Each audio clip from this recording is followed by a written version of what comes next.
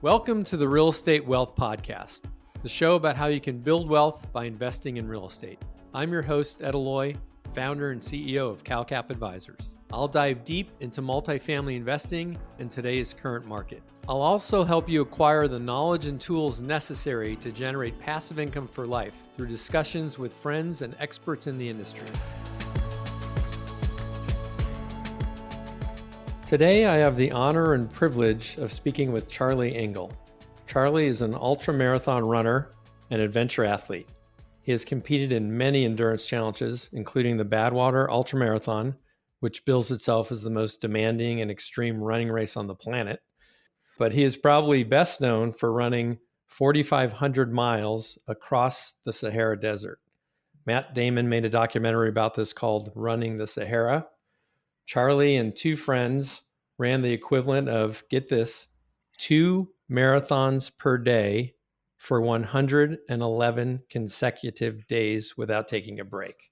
He is a recovering addict and says his greatest challenge is the one he takes every day, sobriety. Charlie's been clean and sober now since 1992. He is a sought-after motivational speaker and the author of the book, Running Man. Charlie, welcome to the Real Estate Wealth Podcast. Did I get it all? That's all there is. It was great being here. I'll talk to you later. Thanks for having me. Yeah, absolutely. I mean, you've had a very interesting life of really extreme highs and extreme lows. Can you give our listeners kind of a brief overview in your words of who Charlie Engle really is? For me, I grew up in North Carolina. Went to the University of North Carolina, Chapel Hill, thinking I was pretty awesome. And, I got there and realized that there were 4,000 other freshmen with pretty much the exact same resume that I had. When I went to college, the drinking age was still 18. And so I did find something, in fact, Ed, that I was very good at in college, and that was drinking. And it was also the early 80s, and so as I call it, the cocaine decade. And, I fell into this pattern of a lot of, partying. And while some of my friends were able to do that kind of thing and still go to class and get through college, and it was just a phase, that phase for me lasted, over a decade. And, throughout my 20s, I led every company I ever worked for in sales, and, I managed to look good on the outside and, buy a house and have good cars. And on the inside, I was numb, and I used drugs and alcohol to continue that for me every day. And, and I tried to quit. I tried hard to make changes in my life. I went to rehab, and I went to church, and I tried all kinds of things outside of me to get that pain, if you will, to go away.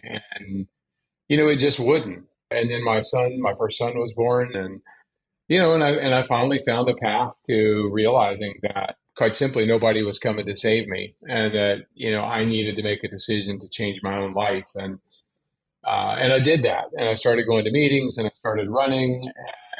And, both of those two things really turned my life around. And, ultimately I ended up being, for a while at least, the top ultra distance, long distance runner in the world. And I managed to do some pretty cool things and set some records and raise a family and, kind of find my way to really a much better life. I like to do really hard things, and I think there's huge value in taking on hard physical challenges, but also hard business and family related challenges. And, sometimes they work and sometimes they don't. So I think that gives us a good starting point. Mm-hmm. It seems like you traded sort of one really negative addiction for a completely different positive addiction, right? When you started running, I mean, do you think in a way you were kind of running from yourself? I know that sounds weird, but did that motivate you to just get away and escape, but really you were kind of running away from who you were at the time? I would say it's the opposite. Anyone who's ever, exercised and really focused on physical well-being, in fact, what you do is draw yourself much, much closer to who you really are.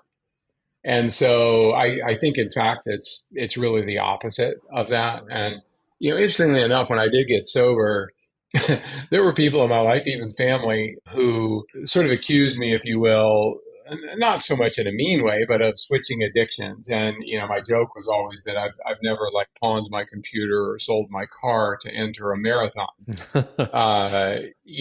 So I'm pretty sure that this is better. And I also would say, and I think this will speak to your audience, and by the way, everyone listening to this knows what we're talking about when we talk about addiction, because you've either struggled yourself, you have a family member, a close friend, someone who works with you that has struggled with addiction, and you probably know someone who's lost their battle with addiction. And so this is not a topic that people, lack knowledge on. And I literally spent 3 years, Ed, when I got sober. I went to a meeting every single day without missing a day. And I also did a run every day for 3 straight years without missing one single day.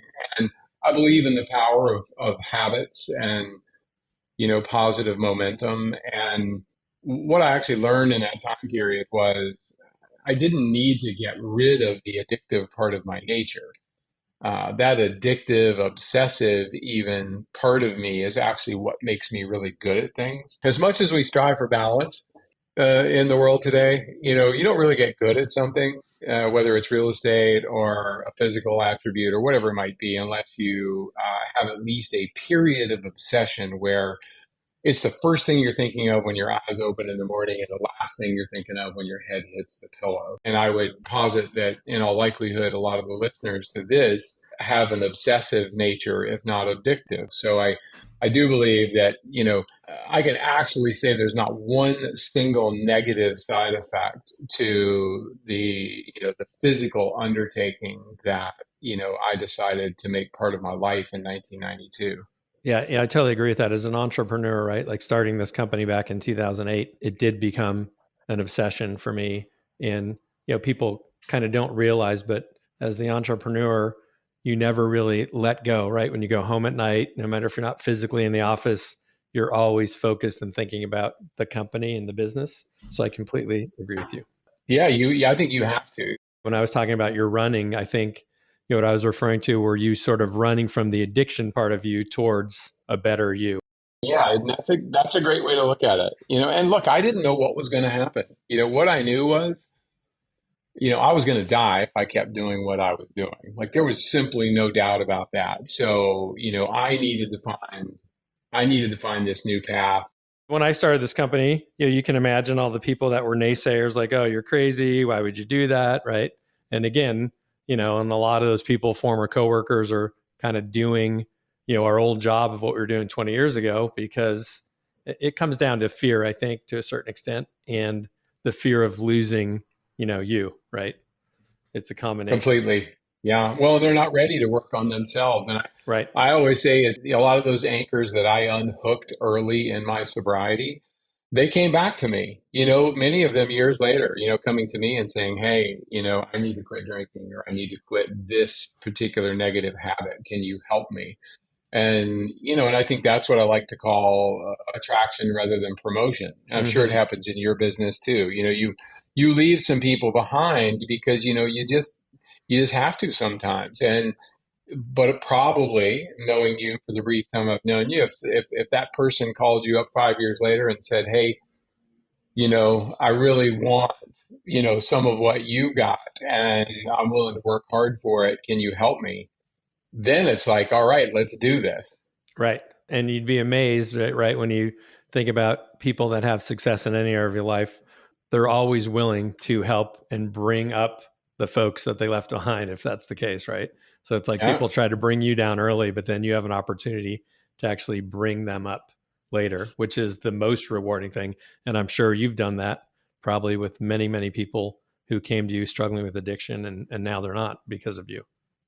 100%. And I mean, it's the most satisfying thing. My very first sponsor all those years ago, he was, I was 29, he was in his mid 70s, and he said this one saying to me over and over, and it was very simple. To keep it, you have to give it away.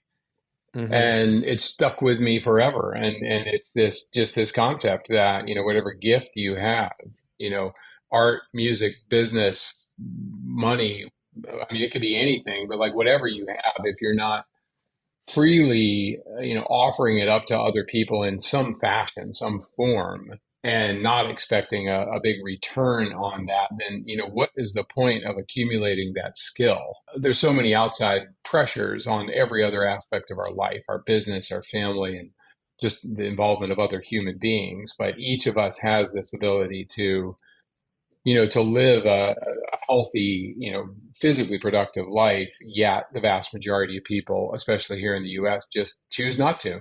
100%. Yep. And look, we all grew up running, right? We're kids. We couldn't stop us from running. And then we go to middle school and some PE teacher, uses running as a punishment when we're 12 years old. And all of a sudden we hate running. That's exactly right. Although I've never been a runner, I got to admit, I've never loved Yeah. running. I like the stopping part, like you mentioned as well, Yeah. a lot more in terms of distance. Uh, Charlie, back to kind of the addiction story and you falling into the trap of drugs, I guess, in college, right? Maybe just mhm. sort of partying innocently at the beginning and then kind of fell deeper and deeper into the trap, it sounds like. What ultimately sort of motivated you? I think you mentioned your son being born, but was there sort of an epiphany or a defining moment that you remember where you're like, this is it, not another day, I can't do this anymore? Yeah, well, it's very simple. It was a couple months into my son's life, and for no reason, I found myself driving, to the worst neighborhood in town. Like nothing happened. No argument, no job issue or whatever. I just ended up in a place I'd been many, many times, and I spent 6 days, basically killing myself with drugs and alcohol. And, that binge ended with me, handcuffed on the ground with the police searching my car, and there's like bullet holes in my car.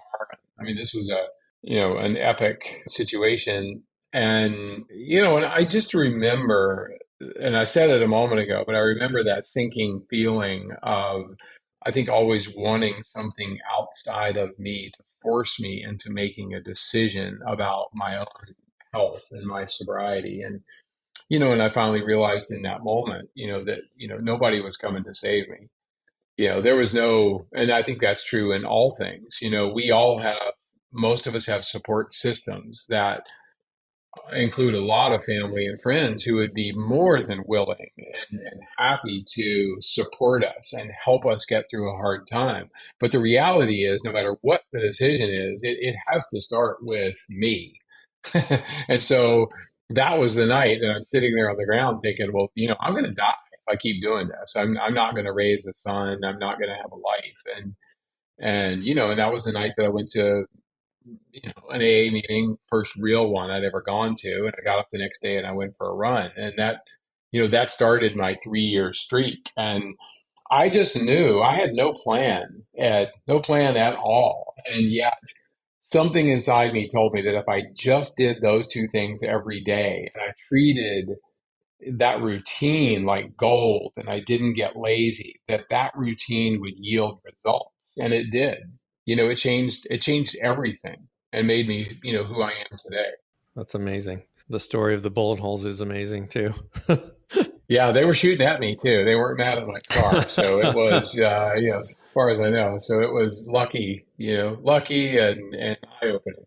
Yeah, so that's I think a good segue. Let's talk a little bit about your time in prison. Can you kind of give our listeners a little backdrop of what happened, how you Yeah. ended up there, and what that experience was like and what you took away from it?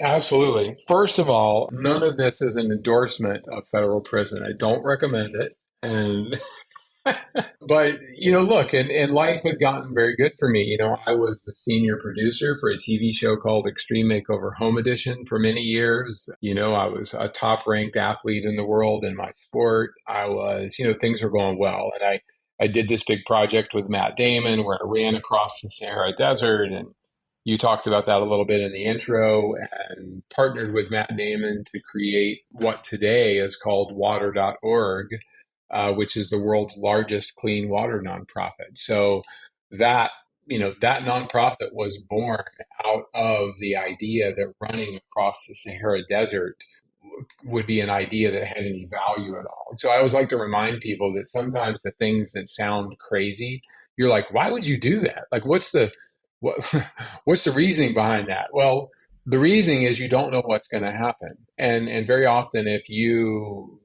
put yourself out vulnerably to people and allow them an opportunity to follow and to support you, you can lead people to great things. And I learned that lesson a long time ago. So when I came back from the Sahara and signed with an agent and started doing a lot of speaking, and I was in Greensboro, North Carolina, and I was out just running errands one day, and I came back to my condo, and six armed federal agents, with guns drawn, arrested me and put me in the back of a police car and took me to jail in downtown Greensboro. And this was needless to say the biggest surprise of my life. And I sat there all night, and the next morning I was handed a big stack of papers, and it was a federal indictment. And as I like to say, one single IRS agent in Greensboro, North Carolina, saw the film Running the Sahara, and he was not impressed. And for context, this was 2010, early 2010, so that people understand, the timing, and that'll be important as I continue the story. But ultimately, it was an investigation into my taxes. Like, he saw the movie and he's like, "Oh, I want to see how a runner can afford to do this." And my joke is always that apparently he'd never heard of Matt Damon, because I certainly wasn't funding the thing. But, and there is a memo in my file, because this thing actually went to trial, and the memo says, Mr. Engle pays his taxes. And there was one year where, like, as a self-employed person, I possibly might have underpaid by $3,000. But like, that was the extent of all that came out of it. But instead of quitting at that point, this particular agent sent in an undercover. He used the Patriot Act to actually dumpster dive and surveil my emails and phone and my friends and family.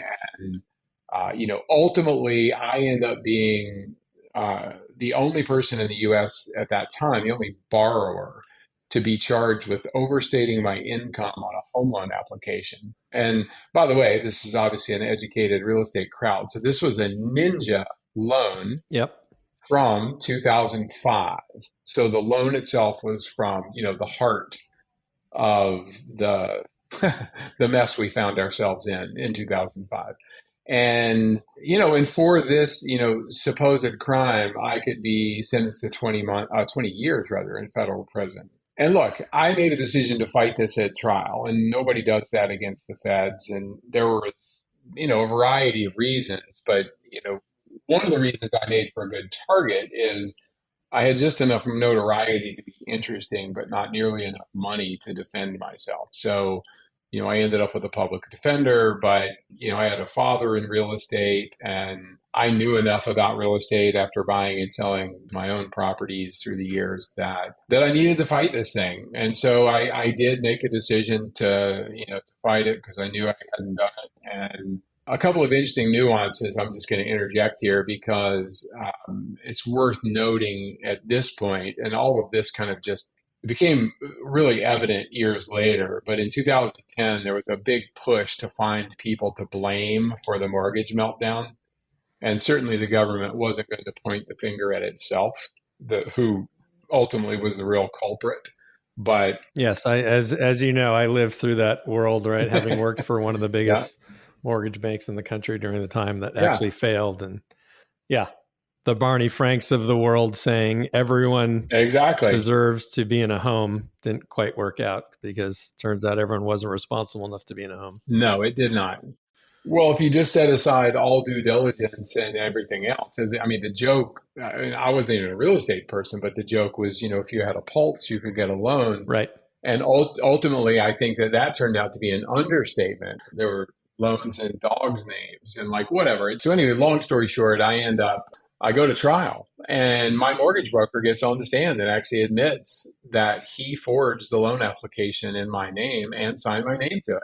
And, for me, it was a ninja loan. I didn't even know there was a loan application in the package because, with that type of loan, I had a good enough credit score and I paid an extra point or point and a half. And like this was So it was a stated income loan. So there was nothing correct. proven, but the income was stated, and the mortgage broker stated an income without your awareness of some amount. Exactly. Yeah, we used to always joke back Exactly. then, we would see so many stated income loans with gardeners or landscapers making 10,000 a month.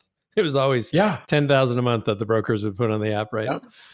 Yeah. Well, this guy put even more than that on mine, and I was making decent money, but the fact of the matter is, I didn't do it. So people, people who hear about the trial would say, well, that's the end of it then, right? I mean, this guy got on the stand and he admitted to doing that. But the fact is, the closing package sent from my attorney to me, I think most people would be pretty stretched to say that the average borrower, anyway, to say that they paid through every page of their fat stack of papers.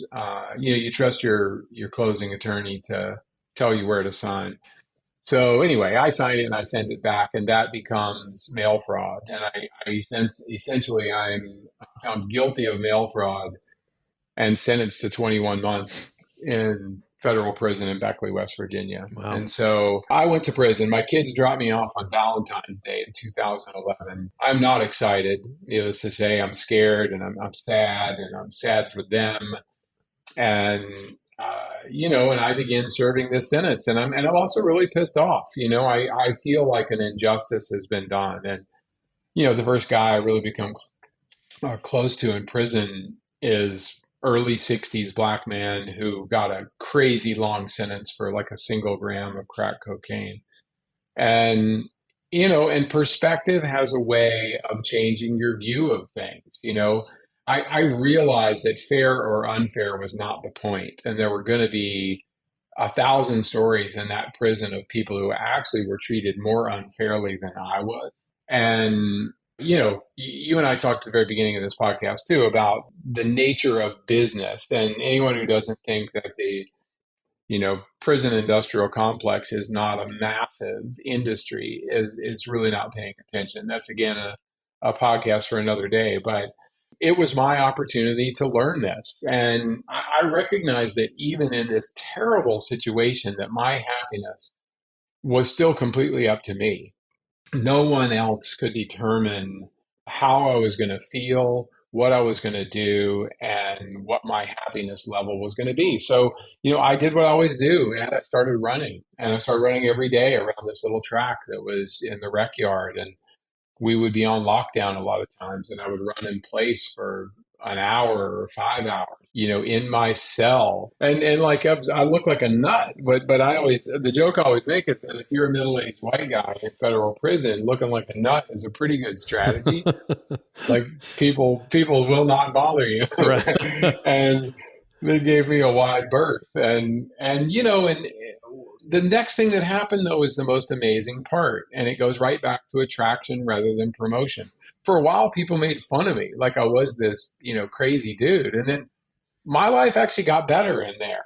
I was writing every day. I read 150 books. I got like a book club that I started. I'm teaching people about addiction and recovery, because there is none of that in federal prison, despite the fact that everybody's in there for drugs. It's just it's a crazy, flawed system of punishment that sends people back out into society way worse than they were when they got there. Mm-hmm. So again, another unintended consequence. But what happened is guys started coming up to me and saying, "Hey, can you teach me how to run?" Can I?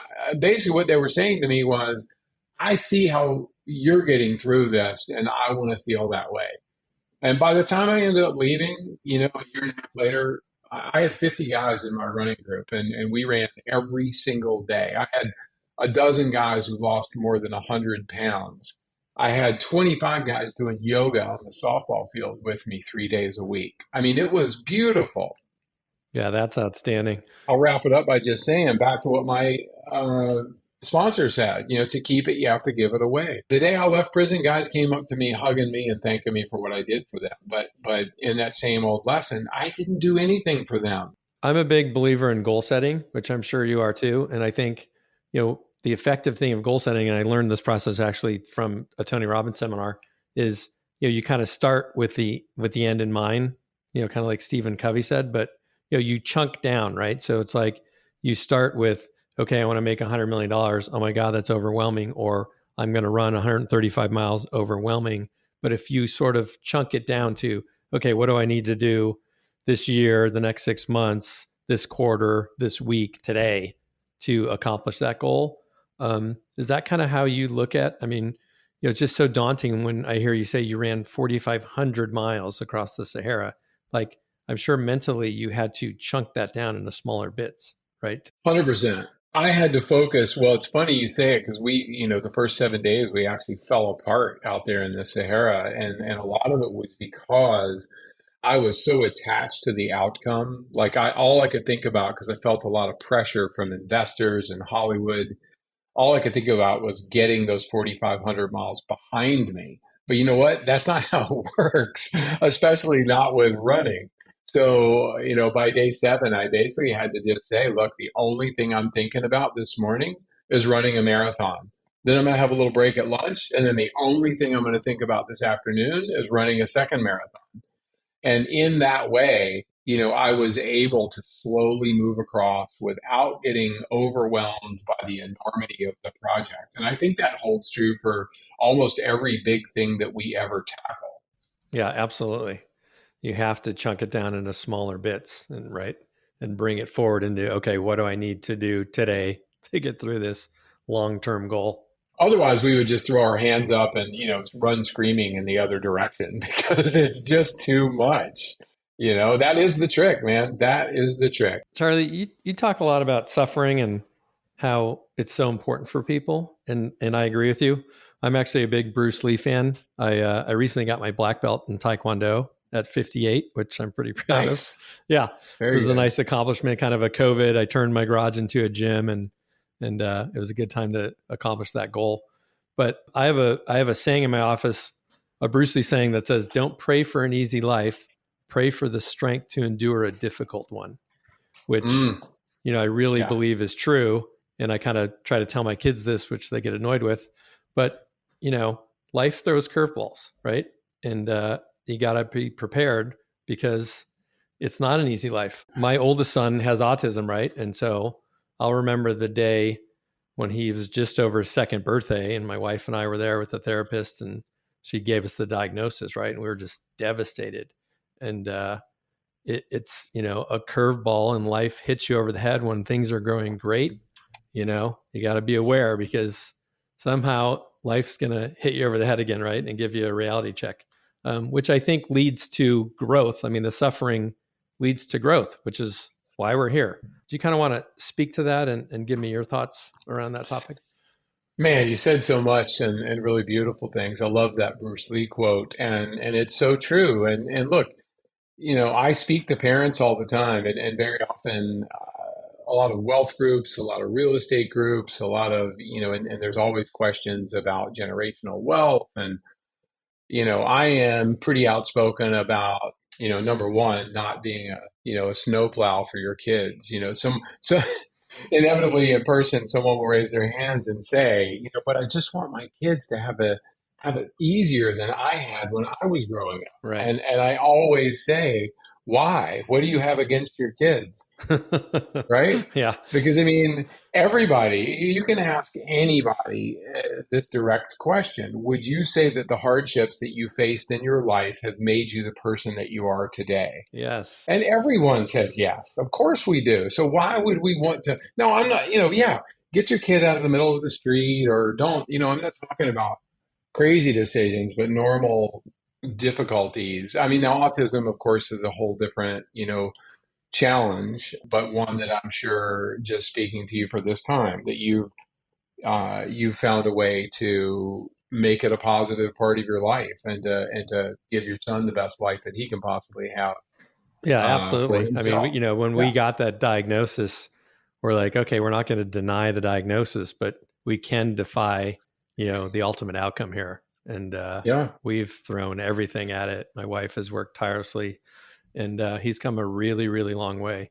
Amazing. Yeah, he's a blessing, right? Like we see him as a blessing, and he's opened up parts of me and parts of my personality that probably, emotionally were locked in and would have never opened up. So Yeah, no, and it's just it's your family's path. And to spend or waste time, as I say, bemoaning the path is to ignore the opportunity.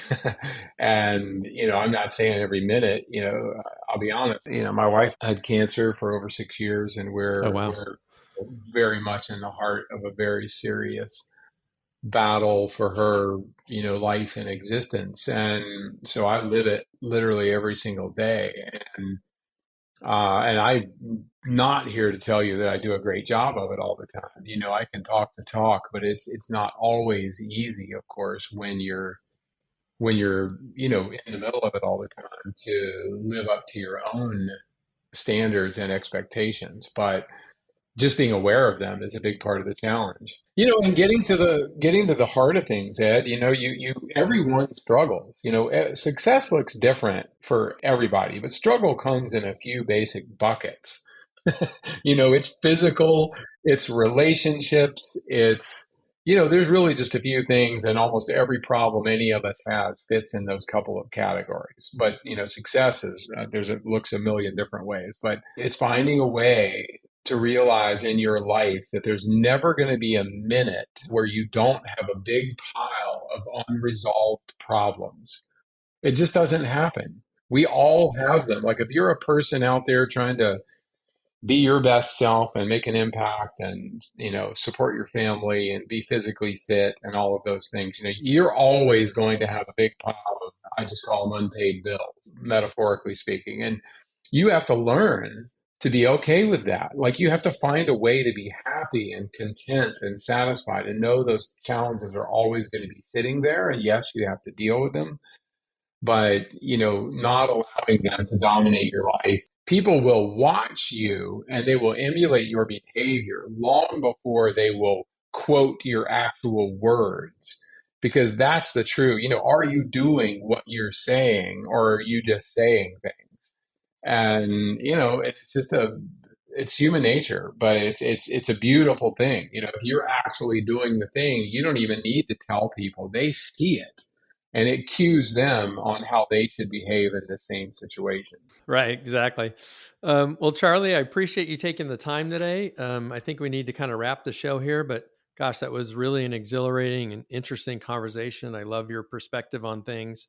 I know this is a real estate podcast, so we kind of went off in a little direction, but you and I both know that mindset is so critically important in how people look at obstacles in their way and overcoming them, and really, like you said, embracing the struggles, right? Not running from them, but you have to embrace them, and you have to say, okay, no one's coming here to save me now, but it's up to me, and I'm empowered to control it and do what I need to do. And I think that's the message for anything we do in life ultimately. That's it. Well, I'm so glad I got a chance to speak with you, and I'll leave you with one final thought. And I say it on every talk I ever give, but what happens to us isn't nearly as important as what we do about it. Good and bad things are going to happen to every single person. And it's, the whether it turns out to be something positive, it's completely up to us and how we go about tackling that obstacle. And it's part of life, and giving yourself over to it is way easier than fighting it. And it doesn't matter what situation in your life you're in, if you can boil it down to what's right in front of you. And even though you got two other big problems that are going to be there the next day or the next week, focus on the one that you're dealing with right this minute. And it's shocking how often that will actually set in motion a plan and solution for all the rest of it. That's right. I mean, there's the outer world that we can't control, but there's the inner world that we 100% can control. And I think that's really the message here. So thanks again, Charlie. Appreciate your time. CharlieEngle.com if you want to learn more about what he's up to.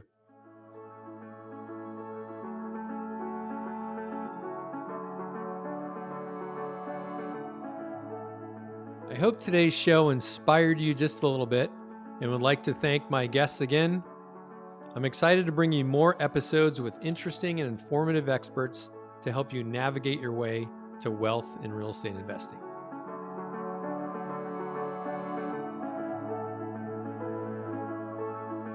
Thanks for listening to the Real Estate Wealth Podcast. The Real Estate Wealth Podcast is produced by Gusto, a Matter company. Our producer and audio engineer is Jeanette Harris-Courts, with support from Gabe Garzon and Susan Rangel. Maya LaPearl is our writer. For show notes and more information about this podcast, visit edaloe.com. And for more information about CalCap Advisors, visit us at www.calcap.com or follow us on Twitter at CalCap Advisors. I'm your host, Ed Aloe, and thank you for listening.